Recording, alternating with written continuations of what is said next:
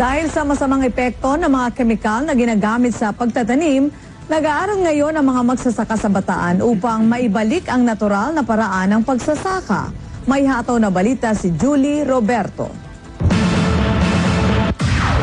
Masayang nagsipagtapos ang mga magsasaka matapos ang 16 na linggo ng pag-aaral na ipinagkaloob sa kanila ng lokal na pamahalaan sa pakikipagtulungan ng iba pang samahang pang-agrikultura. Layunin nito na mas mapabuti pa ang kasanayan ng mga ito sa pagtatanim kaysa sa dati nilang nakaugaliang pamamaraan. Inaasahan na malaki ang maitutulong ito upang mas maiangat pa ang antas ng kanilang kabuhayan. Sa kasalukuyan, sa bayan ng Orion pa lamang ay mahigit sa 20 pamilya na ang gumanda ang buhay sa tulong na rin ng makabagong pamamaraan sa pagsasaka. Na kailangan talaga magkaroon na tayo ng pagbabagong pamamaraan sa pagsasaka. Patuloy naman ang pagsuporta ng gobyerno upang lalo pang mapalawak ang naaabot ng nasabing kasanayan sa paghahalaman. Pamamagitan ng makikipagtulungan sa pamahalaan at of course sa mga organisasyon din ng mga magsasaka, sinusubukan nating maingat yung antas ng kanilang kaalaman para kung ito ay mas ma-improve nila yung kanilang pagsasaka.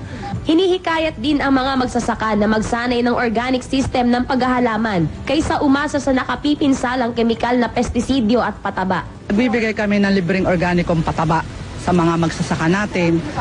Kasama na dyan yung mga nagpapalay, naggugulay, may mga orchard.